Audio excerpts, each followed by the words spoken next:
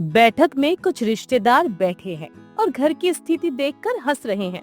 दोनों बहुएं एक दूसरे का साथ दे रही हैं। अरे वाह कमला, तेरे घर में तो कुश्ती चल रही है। आपको हमारी फैमिली के डिसीजन से क्या प्रॉब्लम है? हमारी खुशी आपको बर्दाश्त नहीं होती क्या? कहानी शुरू होती है एक हफ्ते पहले से, जब करवा चौथ की तैयारियां चल रही थी। शर्मा परिवार का घर करवा चौथ की तैयारियों से भरा हुआ है, लेकिन रसोई में हमेशा की तरह दोनों बहुओं के बीच छुप छुप कर प्रतिस्पर्धा चल रही है।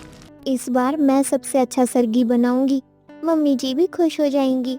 मैंने खास मेहंदी मंगवाई है, सबको बहुत पसंद आएगी। भाई मान गए अंजलि, तुम्हारा बनाया खाना हमेशा एक नंबर होता है। अरे तेरी सजावट का हुनर तो बहुत अच्छा है, घर हमेशा सुंदर लगता है। दोनों बेटे अनजाने में अपनी अपनी पत्नी की तारीफ करके दोनों बहुओं के कंपटीशन को बढ़ावा दे देते हैं। दोपहर का समय, करवा चौथ से 3 दिन पहले रसोई में तनाव बढ़ता जा रहा है। मैं 21 किस्म के पकवान बना रही हूँ करवा चौथ के लिए। अच्छा, मैंने तो पूरा ट्रेडिशनल डेकोरेशन का प्लान किया है। हमेशा मुझसे ज्यादा करने की कोशिश क्यों करती हो? मैं तो अपना काम कर रही हूँ, तुम्हें क्या प्रॉब्लम है? कमला देवी दरवाजे के पास खड़ी सब कुछ सुन रही थी। सुनीता चाची सामने आकर इनकी हालत देखेंगी तो क्या कहेंगी? कुछ तो करना होगा। कुछ समय बाद दोनों बेटे दफ्तर से आकर रसोई की स्थिति देखते हैं। अरे इतना शोर क्यों हो रहा है? सुनीता चाची जी आने वाली है। उन्हें पता चल गया तो फैमिली की रेपुटेशन का क्या होगा? आप अपने भाभी को समझाइए कि मेरे काम में दखल ना दे।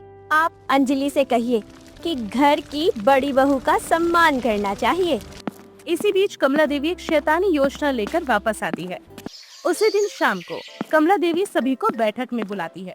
आज से इस घर में नए नियम लागू होंगे। सुनीता चाची के आने से पहले सबको सॉल्व करना होगा। अरे मम्मी जी, अब ये कौन सी पसूड़ी है? कुश्ती देखकर आपका दिमाग तो नहीं सटक गया कहीं? देखो इन पहलवानों को, कैसे रूल्स के साथ खेलते हैं ये लोग।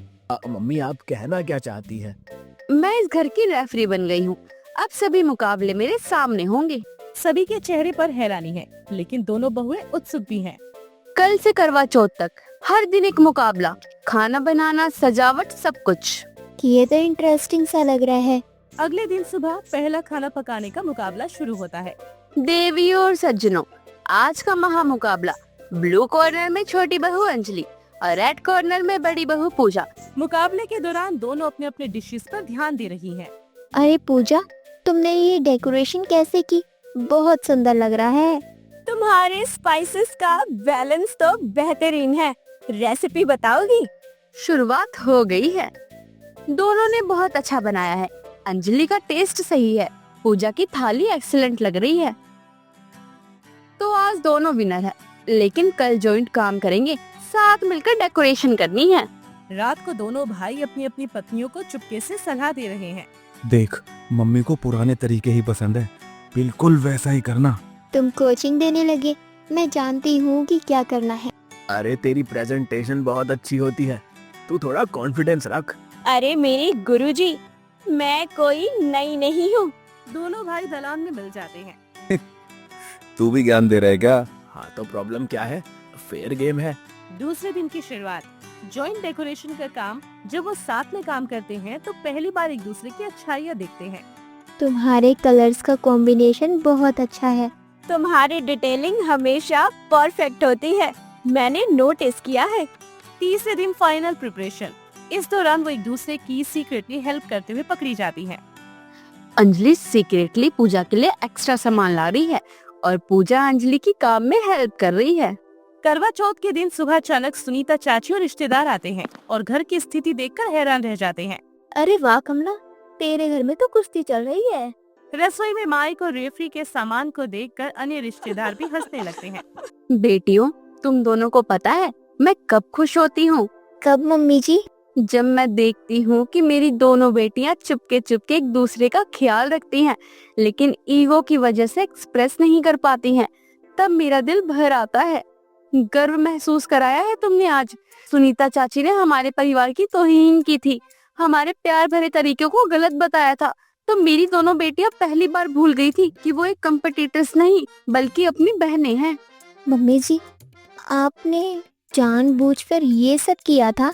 मैं देखती थी कि अंजलि सीक्रेटली पूजा के लिए एक्स्ट्रा खाना बचा कर रखती है, वो बस और पूजा तेरे फेवरेट कपड़ों को सीक्रेटली प्रेस कर देती है। पूजा दी, मैं हर रात सोचती थी कि कहीं आप मुझे इस घर की बहू नहीं बल्कि आउटसाइडर समझती हैं, इसलिए हमेशा प्रूव करने की कोशिश करती रही। दोनों हंसकर रोते हुए एक दूसरे को गले लगाती है। मम्मी, आपने जो भी किया वो किसी जादू से कम नहीं। आज तक हम समझ ही नहीं पाए कि आखिर प्रॉब्लम क्या है। सच में मम्मी, हमने तो सिर्फ अपनी अपनी वाइफ की तारीफ की थी, लेकिन आपने उनके दिल को जोड़ दिया। मैं तो बस चाहती थी कि तुम दोनों समझो, कंपटीशन से ही परिवार मजबूत बनता है। अब से हम सबसे अच्छी सहेलियां बनेंगी। करवा चौथ का त्योहार पूरे परिवार के साथ खुशी के साथ मनाया जाता है। दोनों बहुएं मिलकर सरगी तैयार करती हैं और एक दूसरे के हाथों में मेहंदी भी लगाती हैं। अब मेरी रेफरी की नौकरी खत्म, क्योंकि अब कोई लड़ाई नहीं, सिर्फ प्यार है, प्यार। याद रखना, जब हम एक दूसरे की स्ट्रेंथ को समझते हैं तो घर एक स्वर्ग बन जाता है। कहानी खुशी के साथ समाप्त होती है। दोनों बहुएं सच्ची सहेली बन गई हैं और सास की चतुर योजना से पूरा परिवार एक मजबूत इकाई बन गया है। सुबह सुबह सुनीता घर में धूप बत्ती करने के बाद अपने किचन को साफ कर रही होती है और अपने आप से कहती है, आज ना कुछ बढ़िया सा खाना बनाकर सबको खिलाती हूँ, सब लोग बहुत खुश हो जाएंगे। इतने दिनों से दूध ब्रेड खाकर ना मैं काम चला रही हूँ, आज सबके लिए पोहा बनाती हूँ। इसके बाद सुनीता अपने हाथों से गर्मा गर्म पोहे बनाने लगती है। तभी उसकी सास मुंह में दातुन दबाए आती है और अपनी बहू से बात करने लगती है। ये क्या कर रही है बहू? ये क्या बना रही है आज तुम?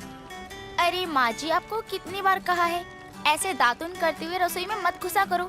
रसोई बहुत ही पवित्र जगह होती है, रसोई को पूजा घर कहा जाता है, और आप ऐसे दातुन करते हुए रसोई में आ जाती हो। अरे तो क्या हो गया, मैं दातुन करते हुए रसोई में आ गई तो जितनी रसोई तेरी है उतनी मेरी भी तो है। देखिए माँ जी, मैं ये नहीं कह रही कि रसोई आपकी नहीं है या फिर आप इस रसोई में नहीं आ सकती हो, बस मैं तो इतना कह रही हूँ कि आपको ऐसे दातुन करते हुए नहीं आना चाहिए। आपके मुंह की लार इधर उधर गिर भी तो सकती है। मेरा जहाँ मन करेगा ना मैं वहाँ जाऊँगी, और तुम मुझे समझाने वाले कोई नहीं होती, ठीक है? और बहू ऐसे बहू की तरह रह, दोबारा मुझे टोकियो मत। सुगंधा ये बोलकर वहाँ से चली जाती है। सुनीता अब अपने माथे पर हाथ रखते हुए कहती है, अब पूरी रसोई को फिर से शुद्ध करना पड़ेगा। माँ जी को भी मैं समझा समझा कर थक गई हूँ। ये मेरी रसोई है, ना कि उनका बाथरूम, जो जब देखो घुस जाती है यहाँ। ऐसे ही दिन गुजरते हैं। एक दिन सुनीता के घर पर पूजा रखी हुई थी और सुनीता बड़े ही मन से खाना बनाते हुए भगवान के भजन गा रही।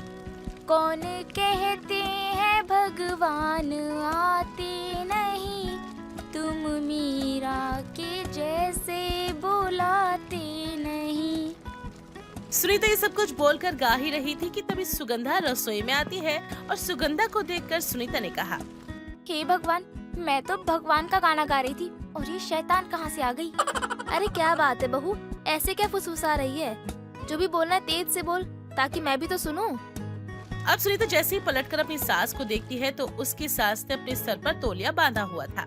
उसे इस तरह से देखकर सुनीता कहती है, अरे माँ जी, आप जानती है ना कि मैं भगवान के लिए भोग बना रही हूँ, फिर भी आप ऐसे तौलिया बांधकर रसोई में आ गई। ये सब अच्छा थोड़ी ना लगता है। आप मुझसे बड़ी हैं, आपको मुझे ये सब चीजें सिखानी चाहिए, लेकिन फिर भी आप ऐसी हरकतें करती हो। अब नहा कर आई हूँ तो सर पर तौलिया बांध कर नहीं आऊंगी तो क्या करके आऊंगी? और वैसे भी ऐसा क्या कर दिया मैंने जो तो बेकार में मुझ पर चिल्ला रही है? माँ जी, आपने कुछ भी नहीं किया, लेकिन आप मेरे लिए कुछ कर दीजिए और इस रसोई से बाहर चली जाइए, ताकि मैं अच्छे से अपना काम कर सकूं। बहू तो ऐसे क्यों बोल रही है? मैं तो तेरी मदद करवाने आई थी। अरे माँ जी, मुझे आपकी ना कोई मदद नहीं चाहिए, आप बस बाहर चली जाइए ताकि मैं अच्छे से अपना सारा काम कर सकूं।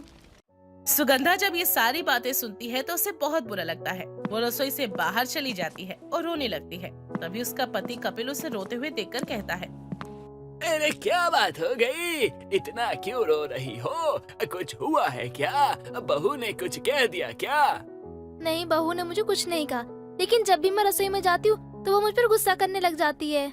अरे बस इतनी सी बात। अरे तुम तो बहुत खुशनसीब हो जो तुम्हें इतनी अच्छी बहू मिली है, जो तुम्हें रसोई में नहीं जाने देती। वरना आजकल की बहुएं खुद रसोई के नाम से थर थर कांपने लगती है और अपनी सास को कहती है, सासू माँ आप खाना बनाओ, मैं बस आराम करूँगी, मुझसे ना होगा कुछ भी। फिर तुम्हारी बहू कर रही है तो करने दो ना, रसोई संभाल रही है तो संभालने दो ना, तुम अपने काम से काम रखो। और पगली, एक बात कह देता हूँ, आज घर में पूजा है और पूजा के समय मुंह बनाना या घर में रोना अच्छी बात नहीं होती, इसीलिए हंसो, हंसती रहो और खुश रहो। जिसके बाद अब सुगंधा भी अपने पति की सारी बातें सुनकर उसे टाल देती है। ऐसे ही दिन गुजरते हैं और एक दिन सुगंधा के बाथरूम में पानी नहीं आ रहा था। ना जाने इस करम जो है नलके को क्या हो गया, पानी नहीं आ रहा इसमें। अब बहू के बाथरूम में जाकर देखती हूँ, शायद वहाँ पानी आ रहा होगा। और फिर मुझे मंदिर भी तो जाना है। सुगंधा सुनीता के बाथरूम में जाकर देखती है तो सुनीता अपने बाथरूम में नहा रही थी। इस तरह से सुगंधा ने सुनीता को आवाज दी, बहू तुझे नहाने में कितना समय लगेगा? मुझे मंदिर जाना है, पड़ोसन मुझे लेने आती ही होगी। माँ जी मुझे टाइम लगेगा, मैं अभी अभी बाथरूम में आई हूँ और कपड़े धो रही हूँ, आप थोड़ा इंतजार कर लीजिए।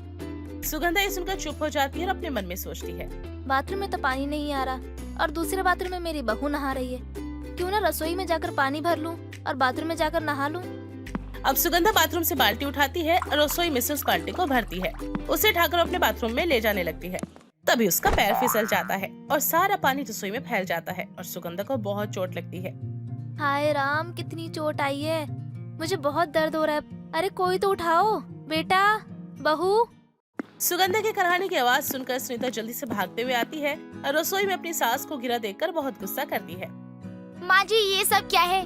मैंने आपको कहा था ना कि थोड़ा सब्र कीजिए, मैं नहा कर आ रही हूँ। ये क्या, आप बाल्टी लेकर रसोई में क्या कर रही हैं? मुझे लग रहा है ना कि आप रसोई में नहाने वाली थी। माँ जी आपने तो मेरी रसोई को अपना बाथरूम बना रखा है। अरे कोई काम तो रसोई में करना बंद कर दीजिए, कुछ समय के बाद तो आप ना जाने क्या क्या रसोई में करती हुई नजर आओगी। बहू मेरी बात तो। नहीं माँ जी, मुझे आपकी कोई बात नहीं सुननी। आप एक काम करिए, आप यहीं अपना बाथरूम बना लीजिए। और मेरे खाने का क्या है, मेरा खाना तो बाथरूम में भी बन जाएगा, लेकिन आप रसोई में आना मत छोड़िए। सुगंधा को बहुत बुरा लगता है। सुनीता एक बार भी उसकी चोट के बारे में नहीं सोचती। उसे उल्टी सीधी बातें सुनाकर वो वहाँ से चली जाती है। सुगंधा रोती हुई खुद से हिम्मत करके अपने आप को उठाती है और अपने कमरे में जाकर लेट जाती है और कहती है, बहू ने आज मेरे साथ अच्छा नहीं करा। बहू ने एक बार भी नहीं पूछा कि मैं कैसी हूँ, बस रसोई में मेरे को बाल्टी के साथ देखा और चिल्लाने लग गई। आज के बाद मैं उसकी रसोई में कदम तक नहीं रखूंगी। अगर उसे ऐसा लगता है ना कि रसोई उसकी है तो फिर उसी की रहे वो। सुगंधा भी ठान लेती है कि वो भी अपनी बहू की रसोई में अब कदम नहीं रखेगी।